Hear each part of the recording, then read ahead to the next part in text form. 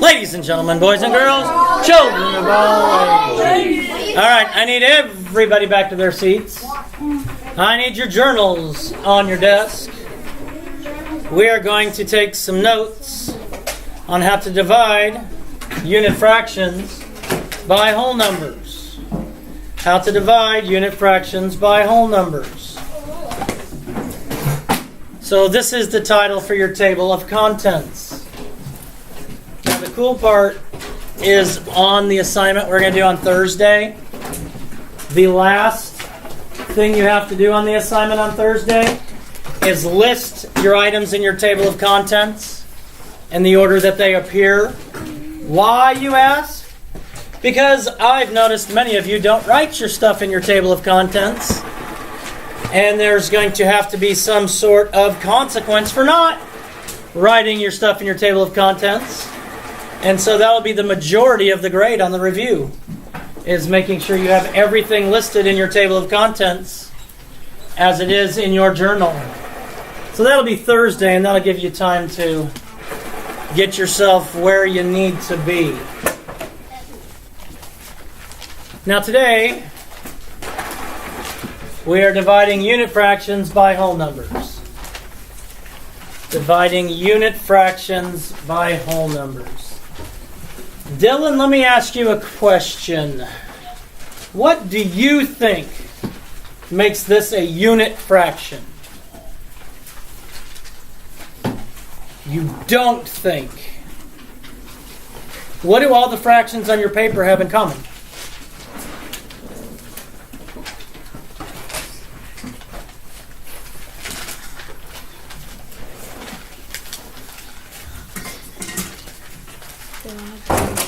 They all have 1 as a numerator. A unit fraction is one part of something. So they all have 1 as a numerator. That's a unit fraction. All you're required to know is how to divide a unit fraction by a whole number. You're not required to know how to divide any other fractions by whole numbers. However, when I teach you the standard algorithm, which you're not required to know until next year, it will be an awesome way for you to check your work.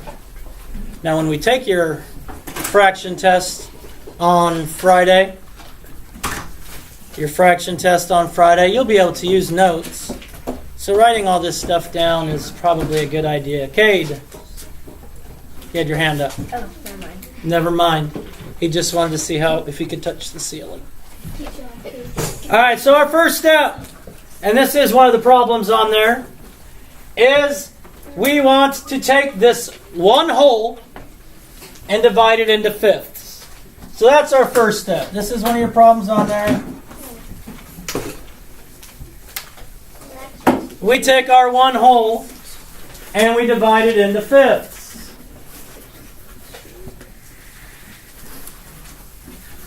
So each one of these is 1/5. Because we have 5/5, and 5/5 equals 1. Same numerator and denominator equals 1. We have all of the fifths, so we have 1 whole. We want to divide each of the fifths into 6.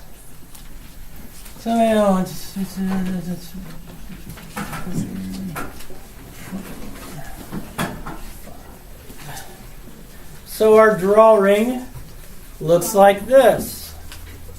We want to know the value of one of these little sections. One of the little sections. So since we only want one section, 1 is obviously going to be our numerator, because that's the number of sections we're talking about. We're talking about 1. One section out of how many total sections are there, Heaven? Yes. I can make an array out of it. 5 by 6, and I get 30th. Good. 1/30th.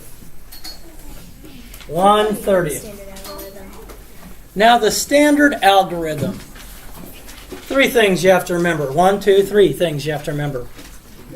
For standard algorithm, if you remember keep, change, flip, it's going to be very easy. But for the standard algorithm, we have to have two fractions. Here, I only have a whole number 6. And I need that to be a fraction, but I can't change the value. So this is 6 wholes. 6 of these big squares. So Brady, how could I make 6 as a fraction? You would take 6 ones. Good. 6 over 1. Why? Because a fraction is simply a division problem. And if I say 6 divided by 1, that's going to equal 6. Now, keep, change, flip. I'm going to do it out of order. I'm going to do keep first. And keep means I keep the same. My first fraction stays the same. My dividend, what's being divided, stays the same. My flip means I take my second fraction and I flip it over, or I find the reciprocal. It's called the reciprocal. Not a popsicle, a reciprocal. A reciprocal. And so instead of 6 over 1, It's 1 over 6. it's 1 over 6. Now looking at this, knowing that 1/30th is the answer, we're writing all these notes down in our journal. Knowing that 1/30th is the answer, Cade, what do you think the change refers to? What do we change? I think that we change the 6 or the into Okay, we've already done the fractions. We're done with just the fractions. What's left is this. we have to divide. We got to change this. That's where my change comes in. I know my answer is Turn 1. it around. I change it to multiplication. And if we look at this, how do we multiply, Mariah? How do you multiply fractions? Just go straight across. Okay? And since we know our answer is 1/30th, 1 times 1 is 1, 5 times 6 is 30. Yes, sir. I found an easier way to do it that's worked for all of the. All of those? Yeah. Okay. You just keep the whatever whole number it is. So like let's take 1/8 times 8. Mm-hmm. You just do 8 times 8. That's 64, and you put the 1 over 64. Okay, that works for unit fractions, yes. However, what if we did 7/10 divided by 4/5? You can't do it that You way. can't do it. But you can do it with keep, change, flip. We'd make it 7/10 times 5/4. That's why it's also important to know how to do this. Yes, Cade's right. Looking at the unit fractions, he could just multiply the denominator by the whole number and make that your new denominator. Works. Works with this, with unit fractions. But as you move into dividing fractions by fractions, you're going to have to know the steps. Let's look at another one. Let's look at 1/4 divided by 9. 1/4 divided by 9. Again, this is on your paper. We need to get our 1 whole first. So this is 1 whole. We need to turn our 1 whole into fourths.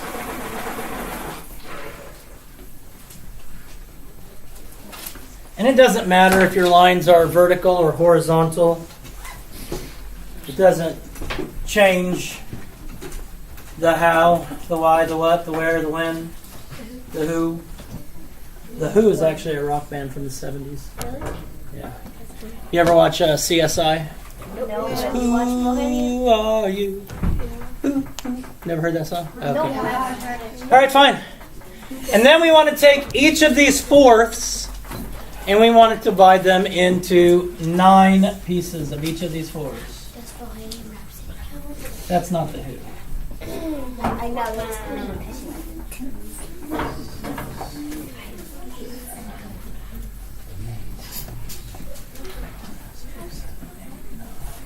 And we want to know what just this one portion, the value of just that one little piece equals. Obviously, since we're looking at just one little piece, my numerator is 1. Bailey, how many total pieces are there? 36. 36.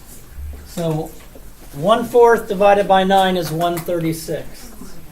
Notice if we're taking our fraction, dividing it by a whole number, my quotient is going to be smaller than my fraction. It's going to be smaller than my dividend. Obviously 1/36 is quite a bit smaller than 1/4. Obviously. So let's look at uno mas. Uno mas. That's what I said too. But I said it in Spanish. Then how did you know it was Spanish? You said it in Spanish. Oh, let's take 1/5 divided. We already did 1/5 divided by 6. Let's take 1/3 divided by 4.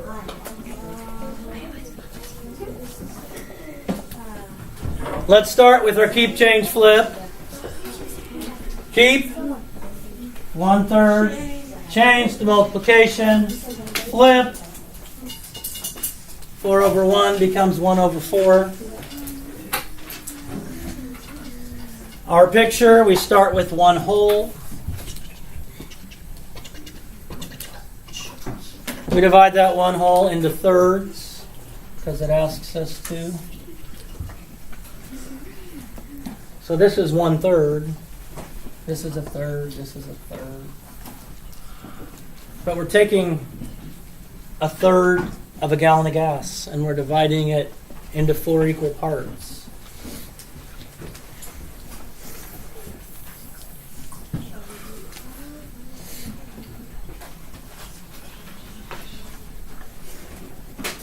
We're looking for one of these 4 parts. Will, how many total parts are there? 1/12. And 1/12 is obviously smaller than 1/3. Okay, tomorrow we start talking a little bit about dividing whole numbers by unit fractions, which means our whole number is first, which is just as easy. However, when it comes to word problems, you have to figure out what is being divided, the whole number or the fraction. The keep, change, flip is going to work no matter what, but you have to know what's being divided. So Friday's our test. We have word problems on our test on Friday. Thursday's our review. We're going to review adding and subtracting fractions. Obviously, your answers have to be in simplest form. We're going to review multiplying and dividing with unit fractions. Obviously, answers need to be in simplest form, which may mean mixed numbers, unless it says otherwise. And like I said, the last assignment, or the last part of the assignment on Thursday, you're going to have to list your items that are written in your table of contents in the order they should appear. So August 5th, we did this. August 8th, we did this. And yours should be like other people's. Otherwise, that tells me you haven't been keeping up with your table of contents. And since I'll probably make that about 30 points, you won't probably pass unless you've kept up with your table of contents. I'm just saying. Blame your teacher. He's the jerk that made this review. Don't blame me. Your teacher is the jerk that made this review. It wasn't me. Oh, wait a minute, I am the teacher. It was me. Now, please remember, Prodigy, extra credit, in addition to getting extra credit, is fantastic, phenomenal, awesome review if you use it appropriately and don't try to do 347 times 98 in your head and just guess. You have to do the work. Now, there are some people in here whose parents have emailed me. The email had tears on it saying, "What is my child's prodigy? I want them to work on it." And so I was at home and I ran up here to school and I looked it up and I emailed those parents back. And those kids still haven't done the prodigy even after I spent all my time. Camille, can you believe that? No. It's sad. It's sad. Super sad. I'll be okay. I'll be okay. Remember, not doing the prodigy when you've been told it's not an option will lead to loss of recess and doing tutoring in my class during recess or after school. So those of you that have been told that know that. That could change. I could add more people or take people off depending on how you do on the test on Friday. But use your notes. For the love of Pete, when we do these tests, use your notes. Boom. Shakalaka. Peace out. God bless. Love ya. Do something kind today. Subscribe. And Sonic, please sponsor me.